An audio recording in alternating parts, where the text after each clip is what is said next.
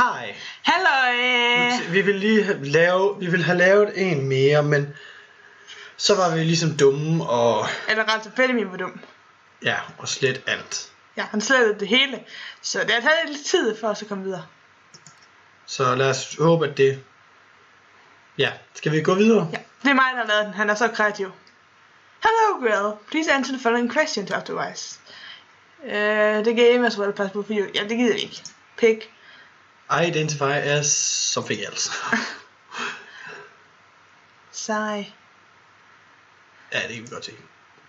I prefer to boyfriend same way. Yes.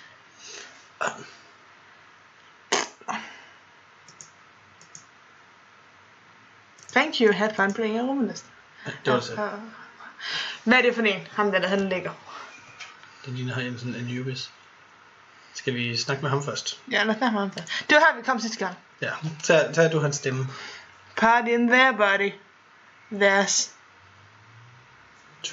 twins I gotta deal with. Hvad betyder det? Det ved jeg ikke.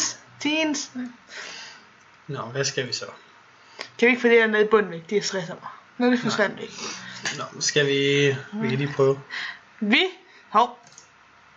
er en Samson. En Samson. Vi skal snakke med bartenderen, han er lækker. Skal vi starte med ham? Bartenderen, ham kan jeg godt lide.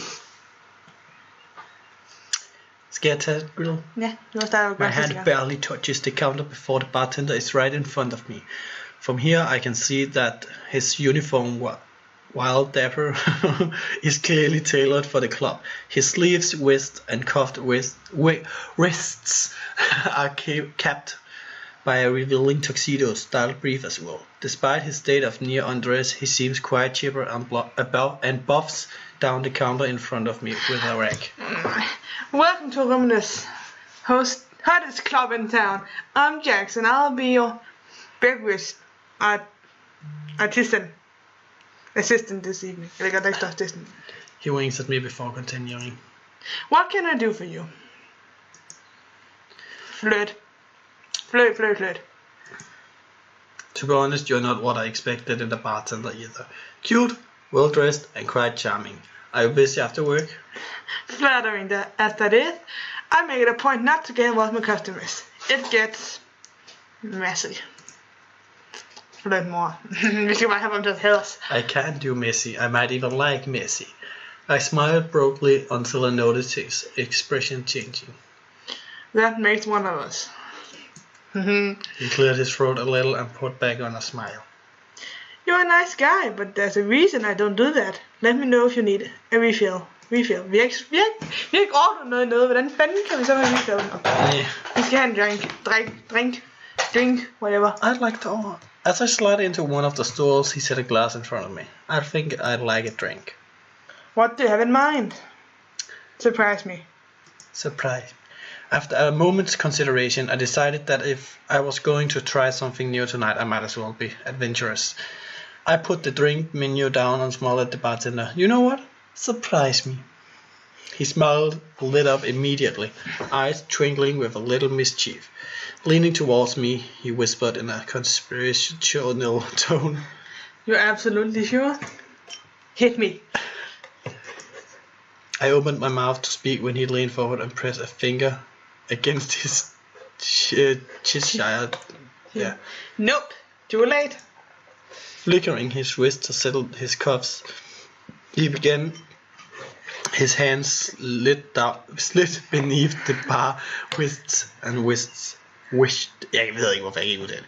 in a single motion he drew out 2 bottles, flipping both upside down and forward. He poured a shot of each into the glass before flipping them over his fingers like an action movie pistol, setting them down on the bar and releasing them. Next, his hips shifted as I noticed his tail wrapping around the neck of a third bottle, lifting it smoothly off the shelf behind him and letting it roll the full length of his tail to the small of his back. His right hand snagged the bottle by the neck, bringing it to the front. He gave it a quick shake with his wrist before flipping it over his index finger and setting it down with the others. With another quick hip shift, his tail wrapped around a fourth bottle and launched it to the air. My eyes went wide as almost completely through the arc. Er du glad for, at du valgte ham, hva'? Nej, det var så til dig, der sagde jeg skulle. Whatever. He caught the bottle by the neck and held it an inch or two above the glass before giving it 2 quick shakes. He tossed the bottle back behind him with a grin as it sailed straight back towards his tail tip while it snaked around it. The bottle shifted just enough that I could see it slip. His expression went from joy to horror as it smashed into the floor behind him. Ha. Damn it. That's gonna come out of my check. Share. Pay for the drink anyway. My hand went immediately to my wallet and placed it down on the bar, put it on my tab. You sure about that? That was an 45. 35 bottle of booze. It's not like I'm going to lose my job over it. At least I hope I won't. He looked flustered for a second and composed himself. It's my bad, really. Job hazard. I couldn't ask you to cover this. Hold nu kæft, man. Jeg er træt. I smiled. It's a good thing you didn't then. I laid out a 50 on the bar in front of him. Wait, what? Are you serious? I don't. Congratulations. Congrats are in order. You actually got me to shut up for a second. I'm just completely blown away by this. It's not a big deal. You gave me a fantastic show. I mean, wow. I didn't even know people could do that kind of thing. You're not helping me with the whole looking professional thing over here, you know. He grinned and put back the remaining bottles. Drinks on me, totally. You've been too sweet of a customer to charge for one of my experience. I'll get your change. Refuse. Yeah, refuse. Vi har sat det for at knæppe ham. Det er helt vildt. You earned it, all of it, fair and square. That was mind-blowing. Your unbatched Admiration. It thanks enough. But I don't think you forgot something. But I do think you forgot something. I furrowed a brow as I put my hand back on my wallet. He smiled and slid a slip of paper over to me. I think... Hold nu din fucking kæft! Jeg er dårligt tænkt, men I think you know what to do with that. As he moved to the next customer, I flipped the paper over to see a phone number with his name in an embellished script below it. I slid the paper into my pocket. I'll be able to call Jax after tonight to meet up again sometime. Nå, skal vi bare gå hjem, eller? Så skal vi selvfølgelig fortsætte med ham. Ja, vi fortsætter med ham. Fuck alle de andre. Nå, så skal vi vel... Skal vi snakke med Kobe om at komme hjem? Det kan egentlig godt være. Han havde ikke Kobe, han havde Corny fra nu af forresten. Nej, det er mig, der er Corny. Hey bro, lots of nice guys event tonight. What's up? Go home. Shall we head back home? Hold nu din fucking kæft. Already? Okay, I guess it's getting late. Let's go. Kæft, hvor er du dum.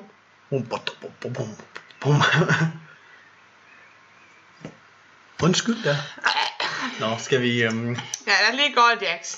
Han er lækker. Det er lige nok. Det tænker jeg ikke lige, vi skal. Kan vi gå ud og finde en dildo eller sådan noget? The bartender from last night seemed like a really great guy. I think I'd like to get to know him better. Det var da træls for ham. Ring! He's not picking up. Maybe he's busy. Bleep. Hey there, it's Jax. If it's morning, I'm probably asleep. And if it's evening, I'm probably at what I should be your favorite club. Either way, leave me a message and I'll get back to you. Beep. Leave a message. Hey there, it's Grill. Just giving you a call to see if you're still interested in meeting up sometime. I'll be by my phone for a while if you call back. Bye! Bye, bitch! I ended the call and hoped he called back. In the meantime, I can get on with my morning routine. Is that jerking off? I wasn't too sure whether to make plans, so I got myself cleaned up, had breakfast, watched some TV, anything to dawdle, and burned this early morning. How? It took me a moment before I noticed my phone buzzing and dancing on the nearby countertop. I snagged it and picked up the call. Hello! I heard some groggy mumbling on the other end at first. It took a few moments before I could make out what he was being said. Yeah, who's this? Who's this? Who's this? I stifled a chuckle. Hey Jax, it's girl from the club. There were a few loud noises on the end, and a second or two later he seemed considerably more awake. Crap, hi! Sorry, the club was just exploding with people last night. I was taking orders until 3 in the morning and didn't get home until 4. It's nice to hear back from you. How was your night? Met a couple of other people there and got to know them a bit better. Stayed out a little later than I'd expected, but it was a lot of fun. I guess I do need to get out more. Well, that's a good night out. You look like you needed to meet some new people. Shake up your routine a little. Glad to know it worked out well for you. Ask him out. Come on. I didn't mean to wake you up, but I was wondering about something. What's on your mind? Well, I was wondering if you might like to get together outside of the club. We could chat without having to shout over the nice noise, and someone else could make our drinks. But what's the fun in that? Very few people have my set of skills. Particular. Det ligger op for mig. Han har ikke engang taget telefonen endnu. Very true, but I was thinking of mixed drinks. It's early and you should sound a little groggy. Maybe you'll be up for some coffee. My treat, I'll legally pitch in for a muffin. Muffin, eh? Tempting offer. Sure, I can use a pick of me up. Sure. What? Jeg tror, de har glemt komma. Yeah. Give me about an hour or two to get ready. I literally fell into bed when I got home. Sure, there's a coffee shop right near the club. Meet there in about an hour. I've been there a few times on the way home from work. I'll see you there. Click. Click.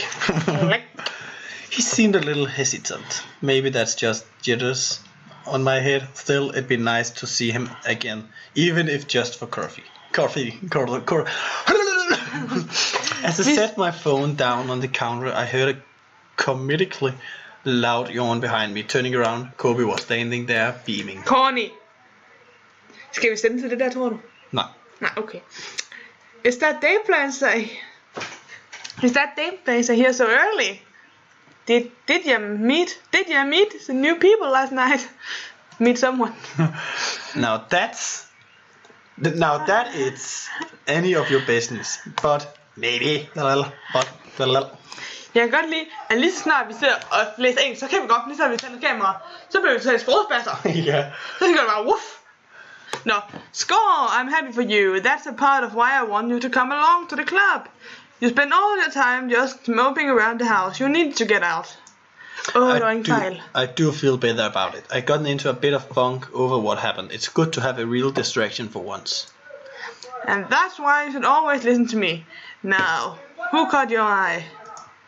If you have to pry, I met a guy at the bar. We had a few drinks and we chatted. It was really nice. A bar, huh? Who was that? Don't you have anything better to do than bug me about my dating life? Nope. Hey, if you must know, it was the bartender. Really fun guy once he opened up a little. Yeah, if you're going on a date with Jax. It's not a date, it's just coffee. Dude, I'm so jealous. He's such a cutie. That bow tie, wow! I didn't even know he swung that way. Oh, what swinging? We are meeting for coffee. Besides, considering how much noise you were making when you got in, I think you managed pretty well just by yourself. Oh, I met a few people, and he and I came back too. Test the couch springs. When did you finally stumble into the bedroom anyway? Not that I don't mind you saving me the triple rifle. Sure, 2 of them. Anyway, I need to get ready. I'm meeting him in an hour. Hope you don't mind if I grab a quick shower before I go. But you let me go first last time. Yes, but you don't have someone waiting on you. I knew it. It was a date. Hey. By all the means, go first, you little Casanova. But I want all the details when you get home. Have fun. He scampered off to the kitchen, barely keeping his grin in check as I slipped back up to our room, glancing at myself in the window with my bathrobe half open. I realized just how haggard I looked at at the moment. Nothing a good shower and some TLC couldn't fix. The water felt great, washing away my exhaustion. Part of me hated to admit it, but maybe Kobe was right about going to the club. My life had become a little dull lately, and the promise of getting to know someone new was exciting. Oh. As I got out, toweled off, my mind kept wandering. I barely knew this guy. What if I have expectations and he doesn't? Kobe didn't even know what sort of people he was interested in. He certainly seemed a little flaming. Maybe there was something to that. Snapping out my stopper for a moment, I looked at the clock. Shit, it's nearly time.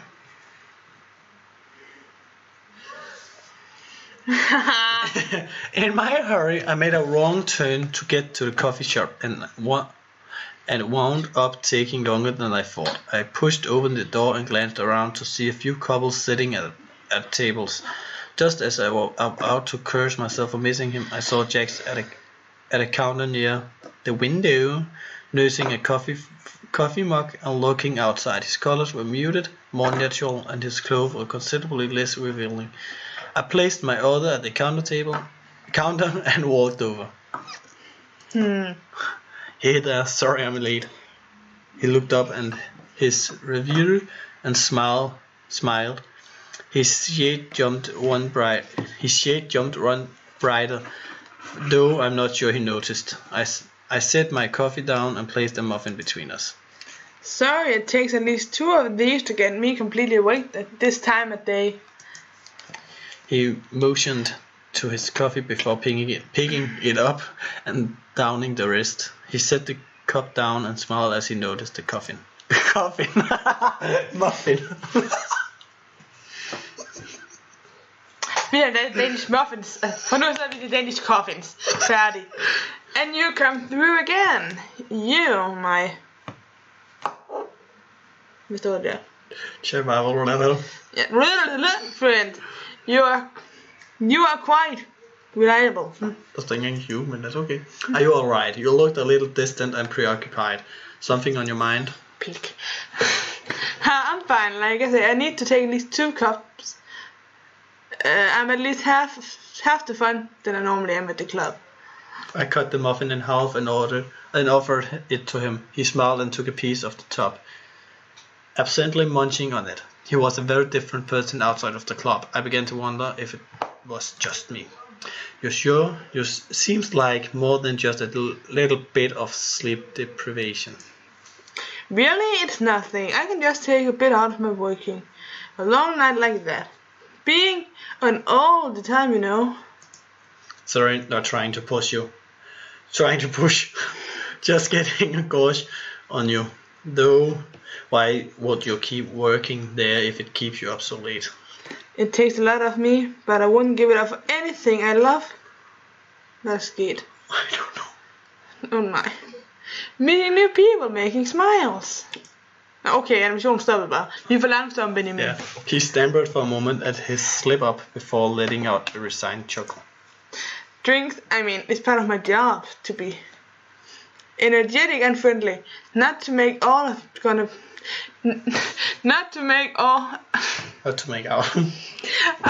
like I'm gonna be a buzzkill. I hope I apologize in advance if I'm a little zombified this morning. It's hard to be high on energy every minute of the day. Hey, I have a days where I came home and immediately passed out on the couch. Though I guess that sounds a little more depressing than when I'm not coming back from a party or work and just killing time around the house. Still, that's why we invented coffee and muffins to take the edge of our worst days. True, but we're in a coffee shop being social. It's not exactly the worst. I should probably have another cup to get myself together. He waved down a waiter heading around with the pot and got a refill. After a sip or two, he looked back up at me smiling.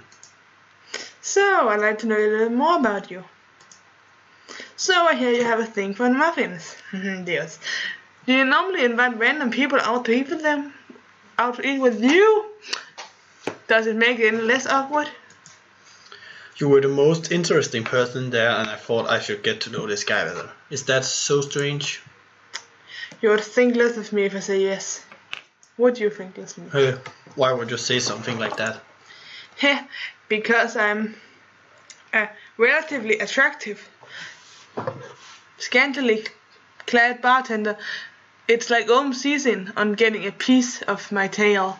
I enjoy the attention, but the attention, if you catch my meaning. I'm not sure I really do. Like being the center of attention, but not getting attention for it. Everyone wants to see what's under the uniform. What? Hvem sidder og laver mærkelige ting. I work in a room with hundreds of people on a regular basis. And sometimes it's like none of them actually get to know me. They just want to bang the bartender. I suppose that's why you threw me a bit out of the loop. You were nice and you backed off when I asked you to. Det said ikke, men okay. I can't believe that. I mean, the way you mix drinks all night, the banter, just talking with you had me wanting to know more. I'm surprised you don't have a million phone numbers every night. I do, it's just none of them really want to come here to talk. As much as they don't call us if I want to fool around. If you're looking so bad, I know I wouldn't be too sad about having my pick of a half the people I saw at the club. It's just not my scene. Too many wild oats swarmed there when I was younger, I guess. We both settled into an awkward silence for a moment, just sipping coffee and nibbling on our muffin halves. Eventually I just had to speak up. Well, I'm not one of those booty callers. I mean, you're quite attractive in or out of your outfit, but I wanted to get to know all about you, not just what I saw at the club. I blushed a little when I realized what I said. He just smiled and let it slide. Thanks, it's flattering, but also nice to know your muffin didn't come out with ulterior motives. Nope, just deliciousness and riboflavin. He laughed and began to relax, easing the tension that had been building. Still, something was bothering me. Sorry, I just can't get over how different you are at the club. That can't just be a mask, can it? You think you're going to get my whole life story with just a cup of coffee and a muffin? It takes much more than that. Then how about a movie? There's a matinee just down the street in a little bit. Maybe if I had tickets and popcorn, you'll let me tell your favorite color. I'm not due to work until 3, as you could tell from my early phone call. It's not exactly overwhelming, the thing to do. But maybe I shouldn't. I mean, we only just met and... I paid my half-eaten muffin and held it between us. I swear on this muffin that I'm not just in it because you have a cute tush, and you mix a mean drink. I'm in this for much more than that. Sorry, I guess it's just a reflex, not particularly helpful on one side. One either. I set the muffin back down and dusted off my hands. I know you don't like forward. You get plenty of that at work. Let's just go to a movie, enjoy some popcorn, and see how the day takes us. You game? No.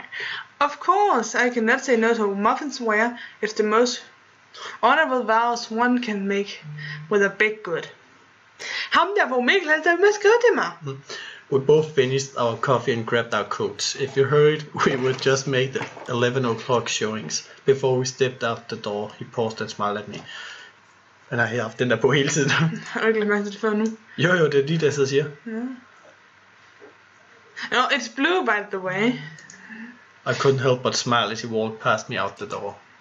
As we made our way to the theater, More of the jacks I met at the club began to peek through. I was happy to see it and kept the conversation light. For måske skal du over at slutte den. Nej. Nå. Nej. Hvad er det, vi spillet? 25. 25? Ja. Vi kan bare stoppe cutten her så. Ja, vi kan altid lige save. Ja. Ja. Som sagt, som Sabrina lige sagde, vi tror vi stopper den her. Ja. Fordi det... 25 minutter, det er vel godt. Det er. Jeg tænker 25 minutter, det kan I godt lige starte op med. Så kan I lige få en lille cliffhanger, hvis I selv vil. Men I kan jo så lige læse, hvad der egentlig lige står der også. Hvis de ikke læser, læser vi det så i næste episode. Bye! Bye bye! Hygge jer!